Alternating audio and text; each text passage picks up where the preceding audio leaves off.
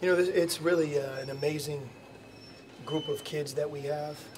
I don't know if any team that I've been a part of has seen more adversity, more obstacles, more things to overcome, and handled it as well as this team has. And, you know, out of the four regular season championships that we have here during the last 8 years, you know, this one really stands apart for me because we didn't have great experience. We had to go all the way to 16-2 in a very, very good conference, especially at the top, to have a chance to win this. And then you have to end it after losing a home game against UCLA, a very emotional game, and bounce back here at ASU, which is always a difficult place to win, especially when you're Arizona, because it's an emotional game. But I credit Bobby Hurley. I don't know if there's many coaches that have gotten more out of their personnel than he has this year. You know, he has a small group, but he's played it the right way, and they are really hard to deal with offensively. And for us today, it was a matter of us being able to defend them, and we did, and that's why we won. And that's why you went small in the second half. We did. Keanu Pinder and Raleigh Alkins were two really stars for us. I mean, if you're Raleigh and you get 15 rebounds in a college game like this, I think that says a lot about him. And Keanu, we've learned the last couple of weeks that he has to be a part of what we do because I think he complements what we have very well. And you saw that here tonight. He's just physical, he's quicker, and he gives us the element defensively sometimes that we're looking for. But he did a very, very good job, and it's part of why we were able to match up with him. Can you expand on Lowry's impact in the second half, especially with the 2 blocks that he had? Yeah, you know, he all of a sudden the switch went on for him, and he started to block shots.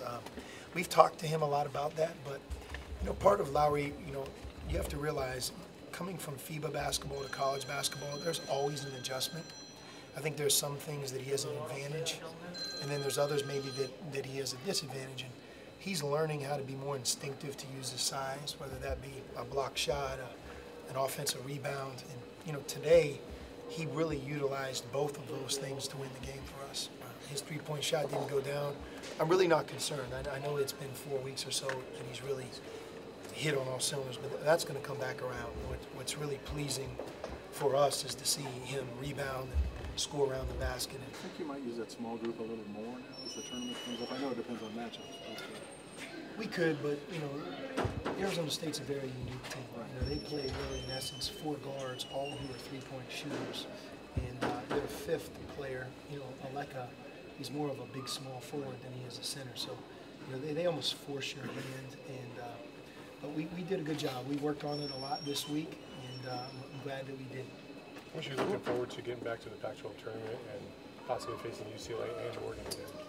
I'm not looking forward to anything right now. I mean, it's really been an 18-game grind for us. I mean, it really has. And, you know, I think everybody feels that way when the last game ends. But we've been hard at it.